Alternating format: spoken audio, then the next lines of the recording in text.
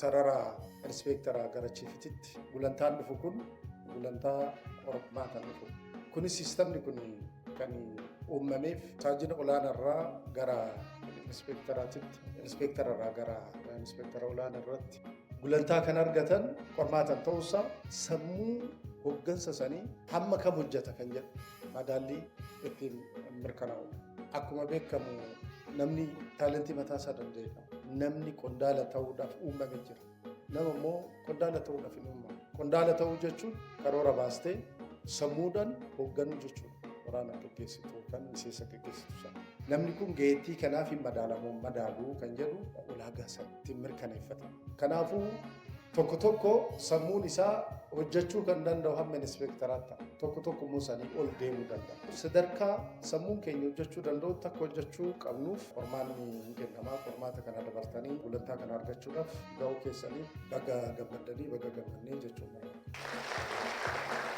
Namni gulantaa tokko argate tokkoffaa hamma oliiqaa deemuun amantummaan seeratti dhiyaachati danda'a. Amantummaan isaa ammas guddachaa deema. Karaa hafeen immoo toora san wanna barbaachisu gaheettiin toorri sun barbaadu guuttachuudhaaf namni of gargaaruu qaba. Toora saniif of qopheessuun of gargaaruun baay'ee barbaachisaadha jechuudha. Kanaafuu gulantaa kana argattanii asirratti kan dhaabbattanii miti. Kanaa ol deemtanii mana jiruu kana dhaabuun cimsuun barbaachisaa murteessaa waan ta'eef warra jirru warra gulantaa sadarkaa adda addaatirra jiru kanatti walirraa fuudhinsaan mana kana tursiisa. Kanaaf of qopheessuun baay'ee barbaachisaa ta'e.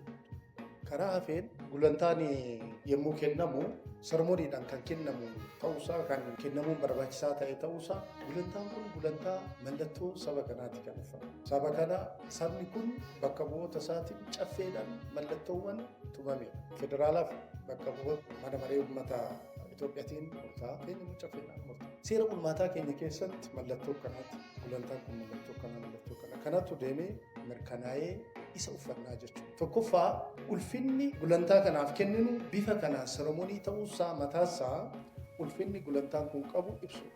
Gulantaa kennuu jechuun ijaarsa xiinsammuu keessaa isa tokko. Gulantaa tokkorraa tokkotti yeroo ceetu hammam tokko akka dhiigartaatu kan beeku. Hammam tokko sammuu keetis kan cimsuu fi bakka jirtutti komitee akka taa'u si taasisu ta'uusaa kan beeku. Fuulduraafis kun akkuma manaajimantiititti wanni baratame wanni irratti waliigallee hojjechaa jirru gulantaa yeroodhaan kennu. Yeroodhaan kennuun namni guyyaa kanatti gulantaa kana guute jedhee waan of eeguuf yeroo sanitti argachuun sammuu keenya keessatti qophaa'insaa fi hojii keenya irratti kaka'umsa uumuu danda'u olaanaa waan ta'eef bifa kana hordofnee akka kenninu waan irratti walii galleef akka jiruutitti qabannee waan socho'aa jirruuf bifa kanaan bifa seremooniitiin akka kennu kan taasise jechuudha.